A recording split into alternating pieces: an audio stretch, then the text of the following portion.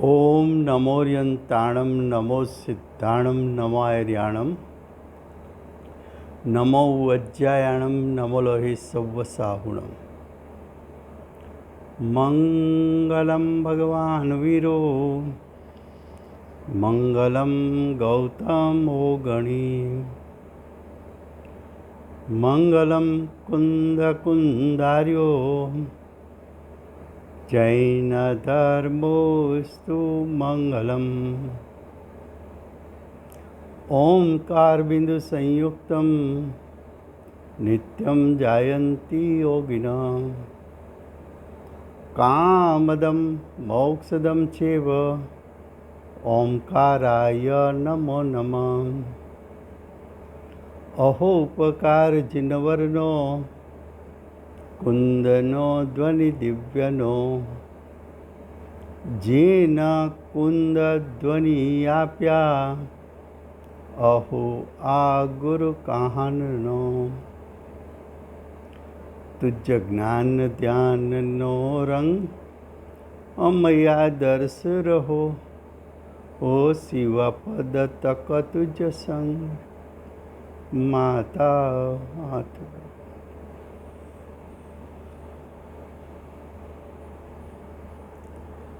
आ अष्टपाहुड़ नामनु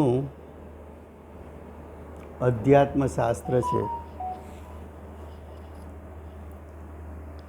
आचार्य भगवंते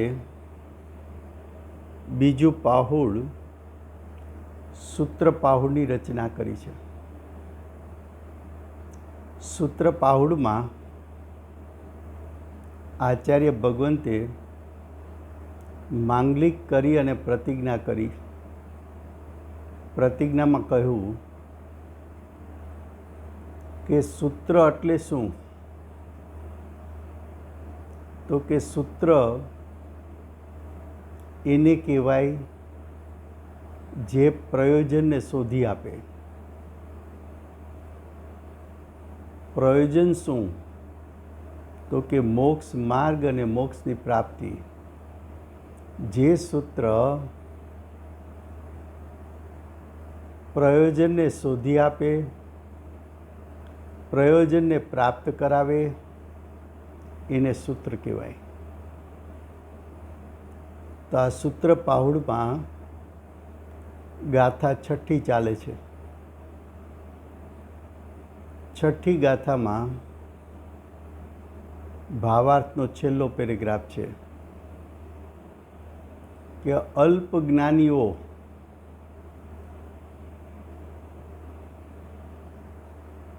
अल्प ज्ञानी आत्माना अनुभव वगरना विद्वानों, आत्माना अनुभव वगरना पंडितों, आत्माना अनुभव वगर शास्त्र ने बाह्य क्षोभसमथी समझे छे अने समझावे छे एवा विद्वानों, एवा पंडितों, एवा ज्ञानना क्षोभसमवाळा अल्प ज्ञानीओमां एटले विद्वानों करता पण ओछुं जाणनारामां बेसीने महंतपणुं एटले के पोते कांई जाणनारा छे एवुं पोतानुं कांईक ऊंचुं पद छे एवुं महंतपणुं राखे त्यारे, एटले के आवुं अभिमान राखे त्यारे, आवुं अंदरमां स्थूल के सूक्ष्म मान कसाय होय त्यां सुधी पोताने जे प्राप्त ज्ञान पण नष्ट थई जाय छे।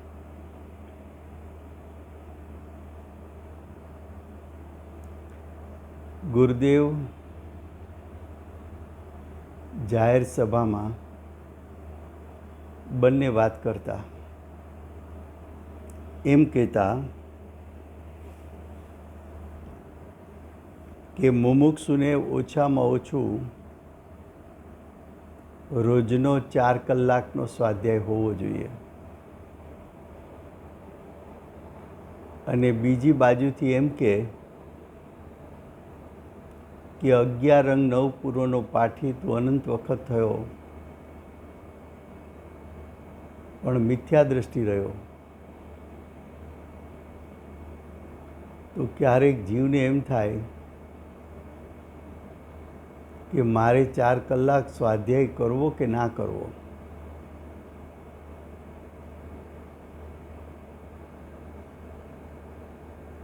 તો કે બંને વાત કરીને ગુરુદેવ એમ કહેવા માગે છે કે 4 કલાકનો સ્વાધ્યાય એ તારો ધ્યેયલક્ષી પુરુષાર્થ છે કે નથી. 4 કલાક સ્વાધ્યાયનું તારું પ્રયોજન સમ્યક દર્શન જ્ઞાન ચારિત્ર પ્રગટ કરવાનું છે કે નથી. 4 કલાક સ્વાધ્યાયનું પ્રયોજન 4 કલાકના સ્વાધ્યાયથી તારે સંતોષાઈ જવું છે કે આત્માનો અનુભવ કરી લેવો છે.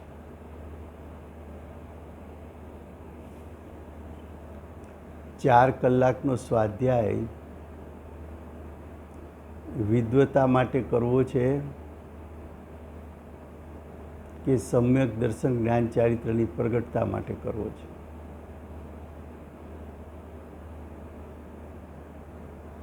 ચાર કલાકનો સ્વાધ્યાય કરીને તારું મહંતપણું પોષવું છે કે એવો માન કસાઈ છોડીને નિર્વિકલ્પ દશા પ્રાપ્ત કરીને જ્ઞાયકને ગ્રહણ કરી લેવો છે.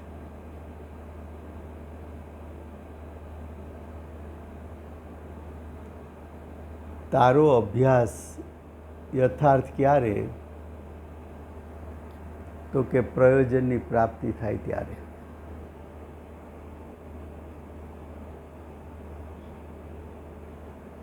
પ્રયોજન શું છે? તો કે સમ્યક દર્શનની પ્રાપ્તિ. સમ્યક દર્શનની પ્રાપ્તિ ન થાય ત્યાં સુધી પૂજનિકપણું પ્રગટ થતું નથી એવું પ્રથમ પાહુડમાં કહી ગયા. મહિમા સમ્યક દર્શનનો છે. મહિમા બહારના સ્વયંસમનો નથી. સમ્યક દર્શન વગર જ્ઞાન સમ્યક હોતું નથી એવું આચાર્ય ભગવાન પ્રથમ પાહુડમાં કહી ગયા છે. હવે આગળ કહે છે કે મહંતપણું કરવાથી જ્ઞાન નષ્ટ થાય છે. એ પ્રમાણે જાણીને નિશ્ચય વ્યવહાર રૂપ આગમની કથન પદ્ધતિને સમજીને તેનું શ્રદ્ધાન કરીને, શ્રદ્ધાન એટલે સમ્યક દર્શન પ્રાપ્ત કરીને યથાશક્તિ એટલે ભૂમિકા અનુસાર પુરુષાર્થ અનુસાર આચરણ કરવું એટલે સમ્યક આચરણ કરવું. શું કહ્યું? નિશ્ચય અને વ્યવહારનું સ્વરૂપ એના ઉપર તો 5-25 કલાક સ્વાધ્યાય આપી શકે એના માટે કથન નથી. નિશ્ચય વ્યવહારનું કથન એટલા માટે છે કે વ્યવહારના વિષયને ગૌણ કરીને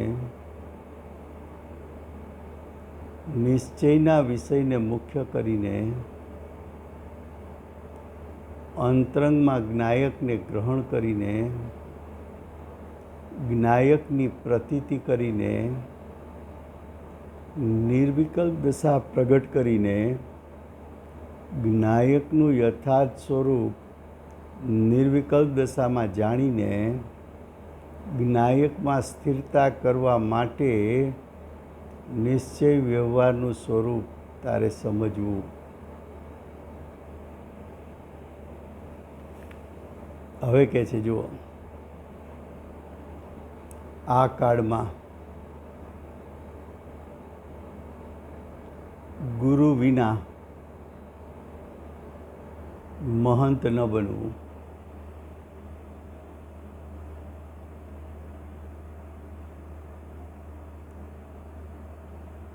પરમ ગુરુ તો તીર્થંકર પરમાત્મા છે.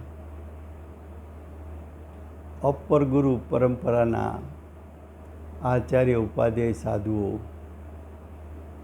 શ્રાવક શ્રાવિકાઓ, અર્જિકાઓ, સમ્યક દ્રષ્ટિઓ છે.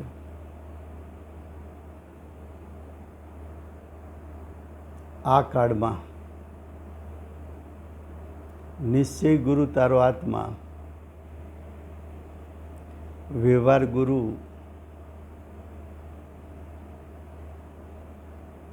બાહ્યમાં પંચ પરમેષ્ટિ.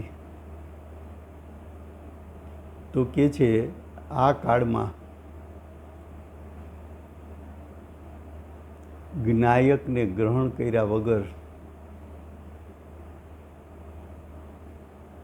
એમ ન સમજવું કે મને કંઈ પ્રાપ્ત થઈ ગયું છે.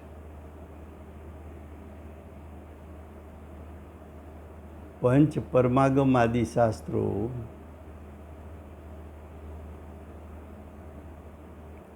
એનો પહેલેથી છેલ્લે સુધી અભ્યાસ કરે,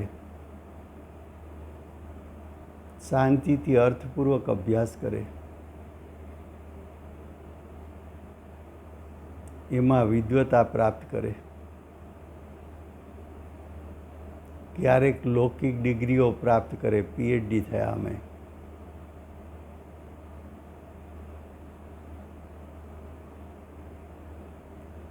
તો કે જૈન દર્શનમાં માપદંડ એ છે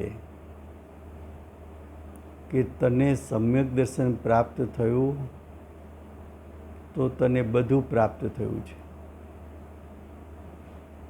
તને સમ્યક દર્શન પ્રાપ્ત ન થયું તો તને કંઈ પ્રાપ્ત થયું નથી.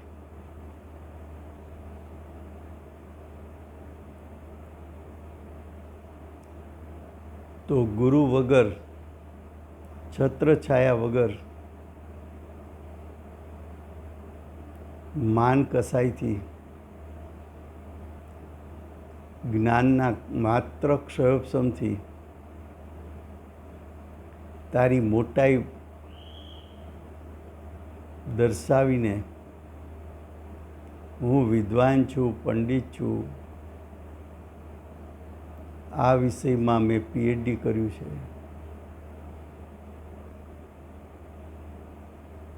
એ જીવ જીનેન્દ્ર ભગવાનની આજ્ઞાનો લોપ કરે છે. જો શાસ્ત્ર સ્વાધ્યાય સુધી આવ્યો, સાઈડ ટ્રેક કરીને દિશા બદલાઈ ગઈ.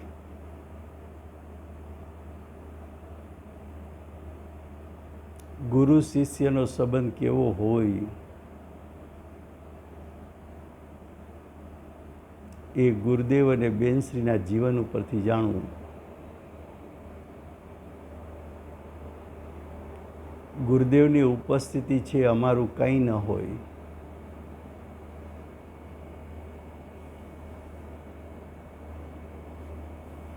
ગુરુની મહિમા કરે, પોતાની વાતને છુપાવે. સમ્યક દર્શન પ્રાપ્ત થયું, વિકલ્પમાંથી બહાર, નિર્વિકલ્પ દશામાંથી બહાર આવ્યા. પહેલું વંદન ગુરુને કર્યું.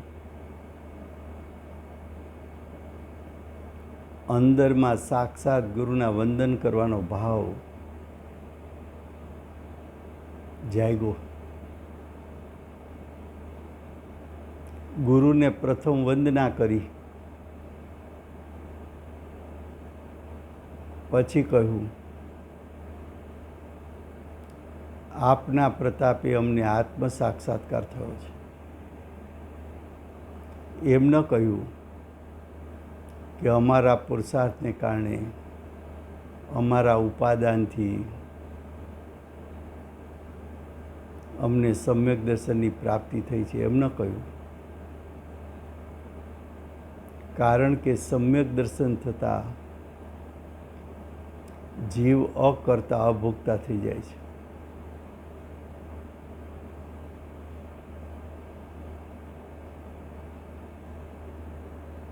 ગુરુના ગુણગાન ગાય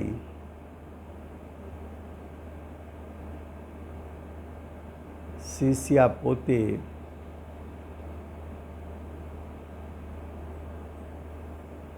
એમ કહે કે આત્મ શબ્દ તો ગુરુદેવે શીખડાવ્યો. પોતાનું મહંતપણું ન દર્શાવે. હવે કે છે આગળ કે જીન આજ્ઞાનો લોપ ન કરવો. કોઈ કહે છે કે અમે તો પરીક્ષા કરીને જીન મતને માનીશું. ખરેખર જોવા જાય તો તારી એવી કઈ અજ્ઞાન દશામાં શક્તિ છે કે તું પરીક્ષા કરી લે.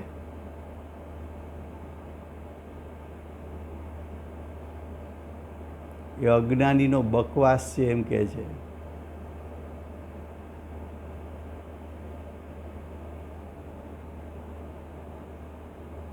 અલ્પ બુદ્ધિવાન અજ્ઞાની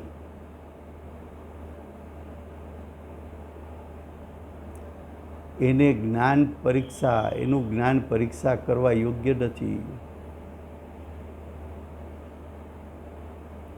જીન આજ્ઞા શિર ઉપર ચડાવીને આગળ ચાલે.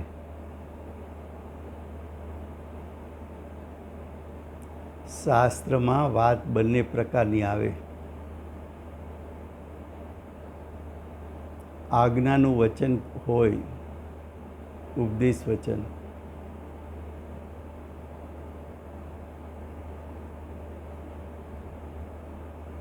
અને કોઈ જીવ પરીક્ષા પ્રધાની થાય, પણ પરીક્ષા પ્રધાની થવા જાય ત્યારે ઘણો વિનય જોઈએ. વિનય વગર પરીક્ષા કરી નહીં શકતું. જ્ઞાનનું અભિમાન સાથે લઈને જઈશ તો પરીક્ષા નહીં કરી શકે.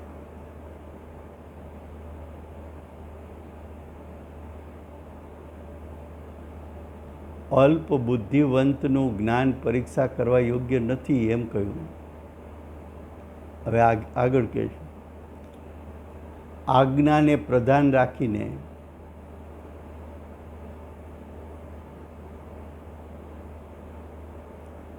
જૈનેન્દ્ર ભગવાને કહેલો ઉપદેશ એ મારા માટે આજ્ઞા છે. પંચ પરમેષ્ઠીએ આપેલો ઉપદેશ મારા માટે આજ્ઞા છે. વર્તમાન કાળે ગુરુદેવ અને બેનશ્રીએ આપેલો ઉપદેશ મારા માટે આજ્ઞા છે. આજ્ઞાને પ્રધાન રાખીને થઈ શકે એટલી પરીક્ષા કરવી.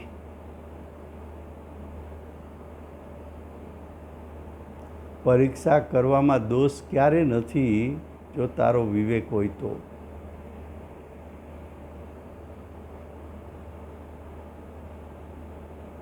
હવે કે છે, જેમને પોતાના હિત અહિત ઉપર દ્રષ્ટિ છે તે તો આ પ્રમાણે જાણો.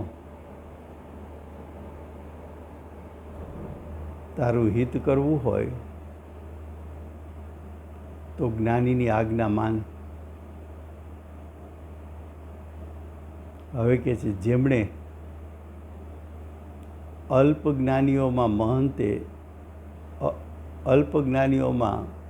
મહંત બની પોતાનું માન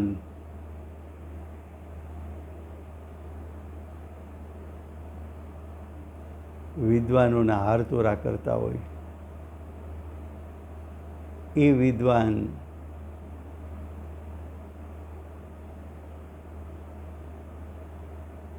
પીઠ ઉપર બેસીને એમ કે માન છોડવા જેવું છે,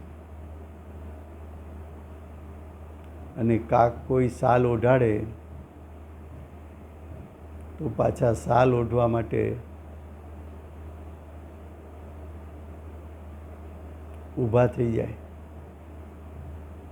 કોઈ હારતોરા કરે. અરે પ્રભુ, આ માર્ગ એના માટે નથી.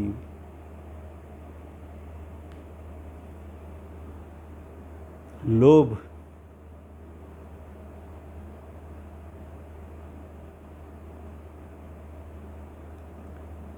સ્વાધ્યાય આપવા જાય, એનો ચાર્જ હોય એક વીકના $400 ને, પર્યુષણ કરાવે તો $1000 ને.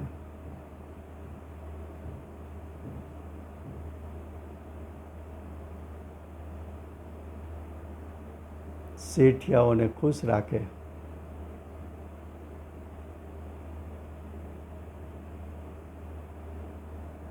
ધન માટે વિદ્વતા નથી, માન માટે પણ વિદ્વતા નથી. મોક્ષ માર્ગ પ્રકાશક વક્તાનું સ્વરૂપ અને વક્તાના લક્ષણો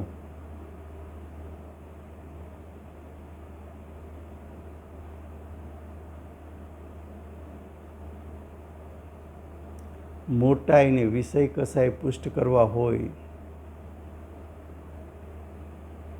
શું કીધું? મોટો બનીને માન મેળવવું હોય, લોભ એટલે ધન મેળવવું હોય, વિષય કસાયને પુષ્ટ કરવા હોય, તેમના માટેની આ વાત નથી. એનો તો ક્ષયોપસમ પણ સાચો નથી.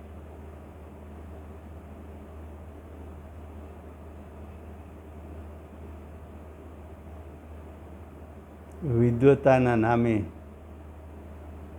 પોતાના કસાય પુષ્ટ થાય તેવું જે કરશે તેમને મોક્ષ માર્ગનો ઉપદેશ અસર કરતો નથી, લાગુ પડતો નથી.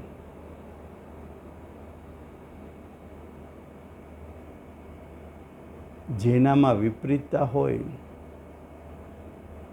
એને કોનો ઉપદેશ? આ પ્રમાણે જાણવું.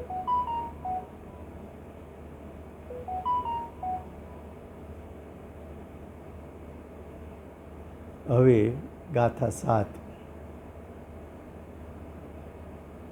7 ગાથામાં એમ કહે છે કે જેવો એટલે કે જે જીવો સૂત્રના અર્થથી ભ્રષ્ટ છે, એટલે કે સૂત્રનો અર્થ યથાર્થ જાણતા નથી,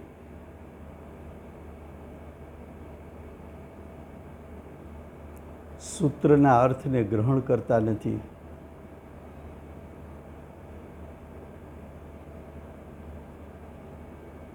તેમને મિથ્યા દ્રષ્ટિ જાણવા. તીર્થંકર પરમાત્માએ અને ગણધરે 12 અંક 14 પૂરમાં દર્શાવેલા સિદ્ધાંતો એનાથી જે જીવ ભ્રષ્ટ છે આવા સિદ્ધાંતોને પાળતો નથી. એ જીવ મિથ્યા દૃષ્ટિ છે, મૂઢ છે.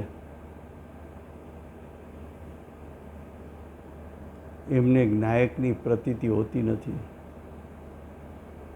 સમ્યક દર્શન પ્રાપ્ત થતું નથી. ગાથા 7 એમના શબ્દો છે.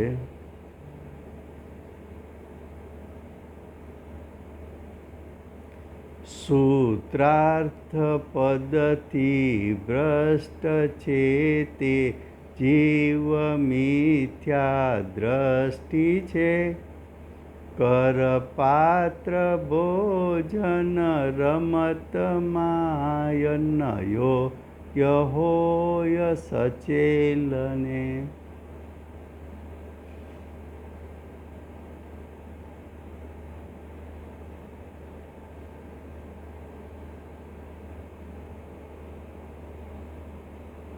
શું કહ્યું?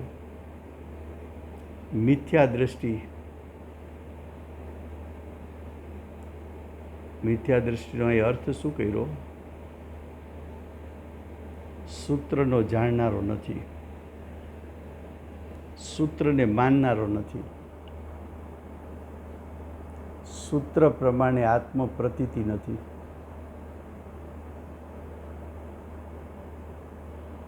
સૂત્ર કહેતા સિદ્ધાંત,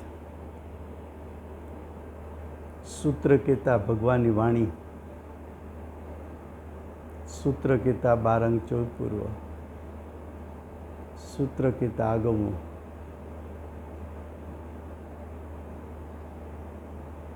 સૂત્રમાં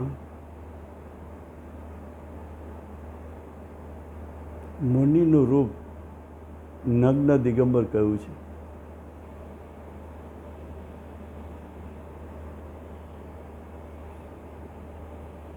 જુઓ, પ્રથમ પાહુડ હતું અષ્ટપાહુડ.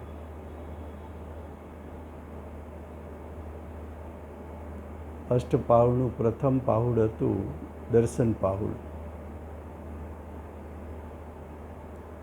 દર્શન પાહુડમાં 3 વાત લીધેલી. દર્શન પાહુડમાં એમ કહેલું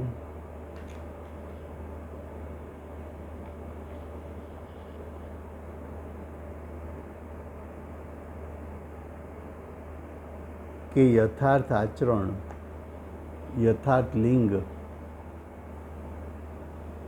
3 પ્રકારના છે. મુનિલિંગ, શ્રાવકલિંગ અને અર્જિકાલિંગ. ગાથા 18માં કહ્યું હતું. દર્શન પાહુડ ગાથા 18.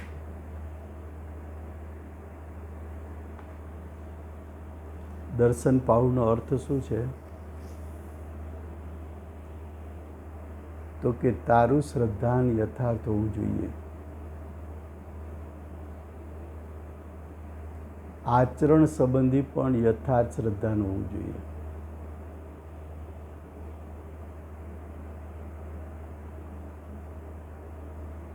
યથાર્થ આચરણ કયું?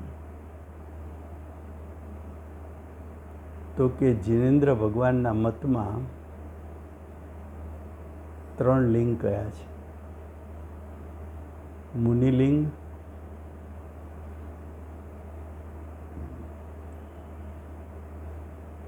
શ્રાવકલિંગ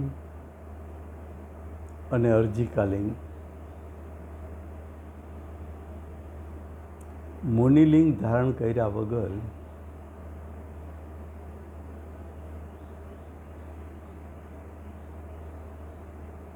મુનિલિંગ ધારણ કર્યા વગર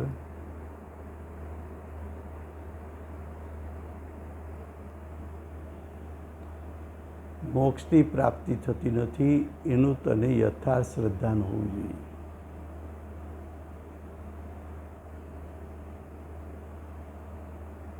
એમ અહીંયા સૂત્ર પાહુડમાં કહે છે.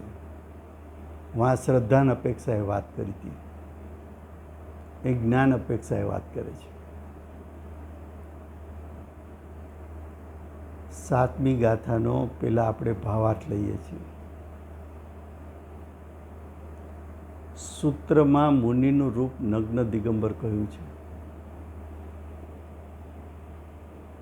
સૂત્ર એટલે તને પ્રયોજનને દર્શાવે, પ્રયોજનને પ્રાપ્ત કરાવે. તો પ્રયોજન પ્રાપ્ત કરાવનારું સૂત્ર એણે એમ કહ્યું, મુનિનું રૂપ નગ્ન દિગંબર કહ્યું છે.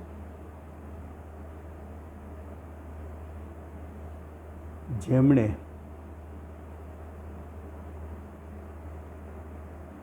આવા સૂત્રના અર્થ તથા અક્ષરરૂપ પદની ખબર નથી,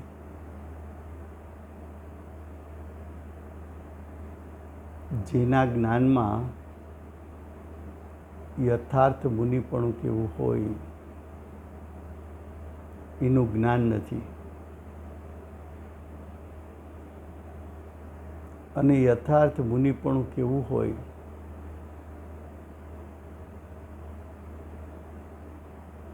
મુનિપદ કેવું હોય એનું આગમ અનુસારનું જ્ઞાન નથી, અને પોતે વસ્ત્ર ધારણ કરી મુનિ કેવડાવે છે.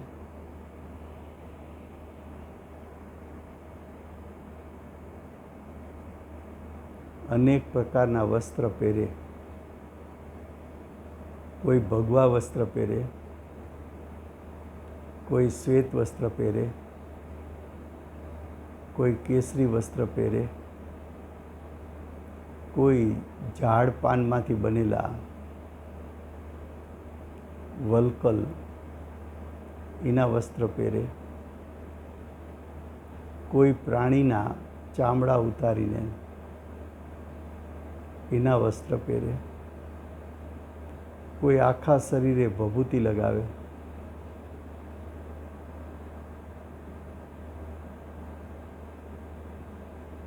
તો કે મુનિનું બાહ્ય સ્વરૂપ પણ આવું નથી.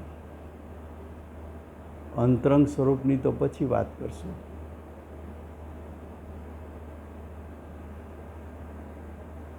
મુનિને શરીર પ્રત્યે મોહ ગળી ગયો,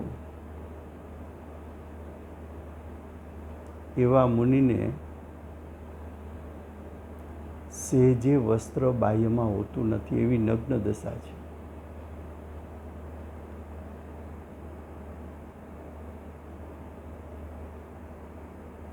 મુનિનું યથાર્થ સ્વરૂપ નહીં જાણનારો મુનિપણું ગ્રહણ કરે અને વસ્ત્ર પહેરે અને મુનિપણું મનાવે તો એમ કહે છે કે જીન આજ્ઞાથી ભ્રષ્ટ થયેલો પ્રગટ મિથ્યા દ્રષ્ટિ છે. આ બાહ્યનું સ્થૂળ લક્ષણ.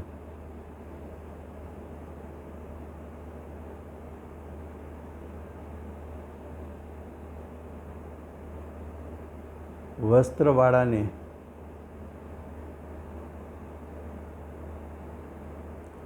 કુતૂહલથી પણ કરપાત્ર અર્થાત હાથરૂપ પાત્રથી આહાર ન કરવો. વસ્ત્ર પહેર્યું હોય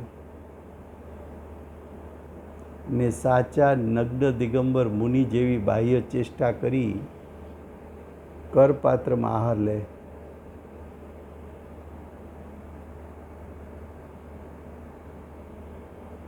એ મુનિપણાની મસ્કરી છે. એ કૃત્ય તારું હાસ્યાસ્પદ છે.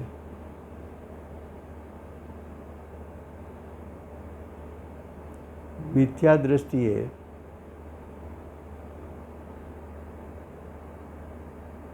પાણી પાત્ર આહારદાન લેવું યોગ્ય નથી. આવો વેશ, આવો હાસ્યાસ્પદ વેશ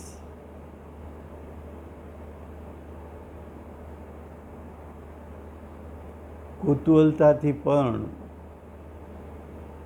કોઈને આશ્ચર્યચકિત કરવા માટે પણ ધારણ ન કરવું.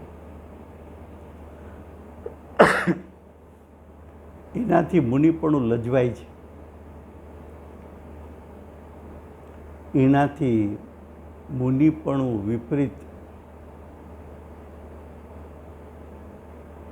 વિપરીત મુનિપણું લેવાથી સમાજ પણ વિપરીત દિશામાં જશે,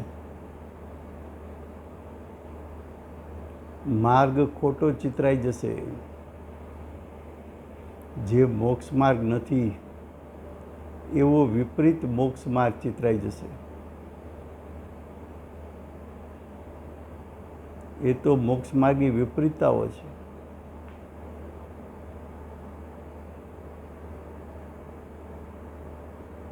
વસ્ત્ર સાથે રહેવું, કરપાત્ર ભોજન કરવું,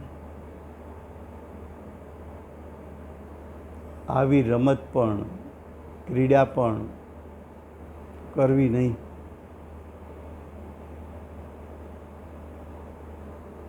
હવે 7મી ગાથાનો જે અર્થ છે, જેમણે સૂત્રનો અર્થ અને પદ ખબર નથી,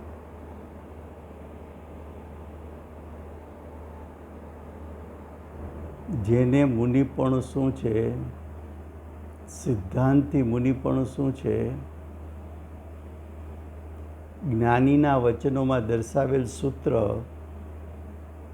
એને મુનિનું સ્વરૂપ કેવું દર્શાવ્યું છે, એ મુનિપદની ખબર નથી. પોતે છે પ્રગટ મિથ્યા દ્રષ્ટિ.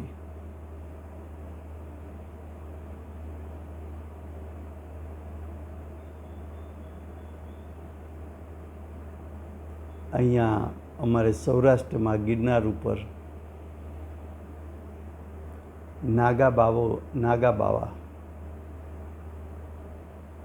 હજારોની સંખ્યામાં મહાશિવરાત્રિમાં એનો એક મેળો થાય. હજારો નાગા બાવાઓ આવે.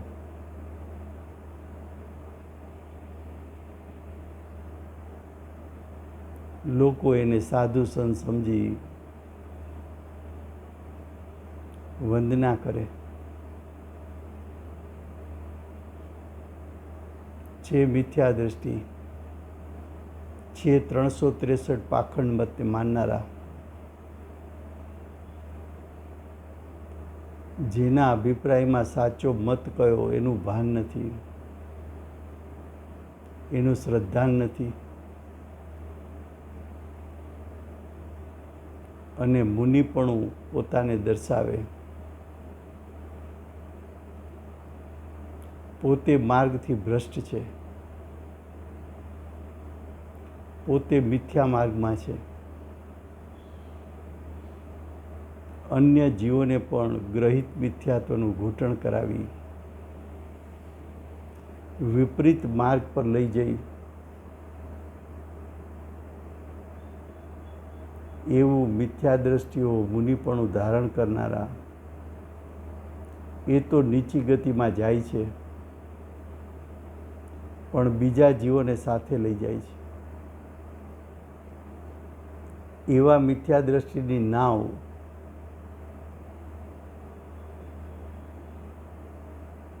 પાણીમાં સંસારરૂપી સમુદ્રમાં ડૂબે છે, બીજાને પણ ડૂબાડે છે. પથ્થરની નાવમાં બેઠેલા છે, નાવની સાથે પોતે ડૂબવાના છે, બીજાને ડૂબાડવાના છે. વિપરીત માર્ગના સ્થાપક પરંપરાએ નરકની ગોદમાં ચાલ્યા જાય છે. બહુ મોટી જવાબદારી છે.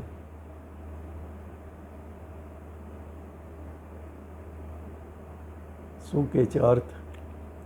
જેમને સૂત્રનો અર્થ અને પદ ખબર નથી, સૂત્રનો જાણનારો નથી, સૂત્રનું યથાર્થ જ્ઞાન નથી. પેલા અધિકારમાં શ્રદ્ધાથી વાત હતી, અહીં જ્ઞાનથી વાત છે.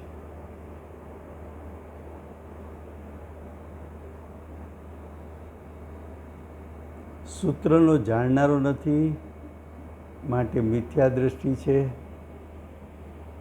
અને એનું જ્ઞાન પણ મિથ્યા જ્ઞાન છે. તેથી જે સચેલ છે, સચેલ એટલે વસ્ત્ર સહિત છે, તેમણે કુતૂહલતા માટે પણ કરપાત્ર કર્મ આહાર લેવો, બે હાથ ભેગા કરે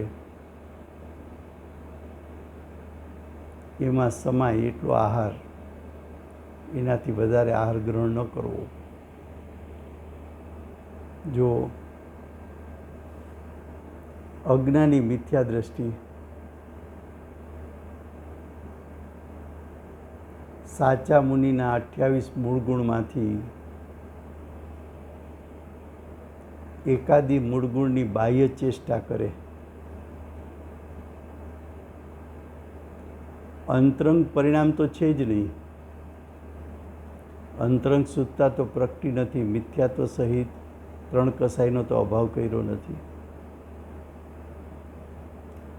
માત્ર આવી બાહ્ય ચેષ્ટાથી 28 મૂળ ગુણમાંથી કોઈ 1-2 ચેષ્ટાઓને ધારણ કરી મુનિપણું મનાવે, એ મુનિપણું અયથાર્થ મુનિપણું છે. એ ઘોર મિથ્યા દ્રષ્ટિ અને મિથ્યા જ્ઞાની છે. પોતે માર્ગને ભૂલેલો છે, પોતે માર્ગથી વિપરીત દિશામાં ચાલે છે, ને બીજા જીવોને પણ માર્ગથી વિપરીત દશામાં લઈ જઈ નીચી ગતિને પામે છે. તો આ થઈ ગાથા 7. સમય થયો છે.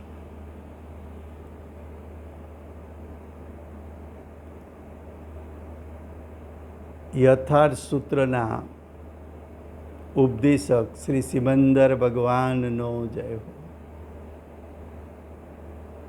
તીર્થંકર ભગવાનના સૂત્ર અનુસાર મુનિપણું ગ્રહણ કરનાર શ્રી કુંદકુંદાચાર્ય દેવનો જય હો.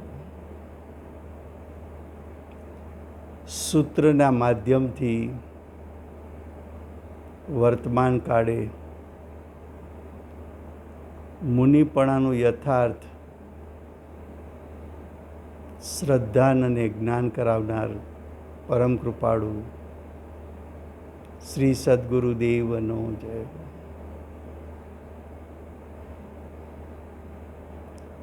પ્રસમમૂર્તિ ભગવતી માતનો જય હો. અષ્ટ જીનવાણી માતનો જય હો. પરમ દિગંબર જૈન ધર્મનો જય.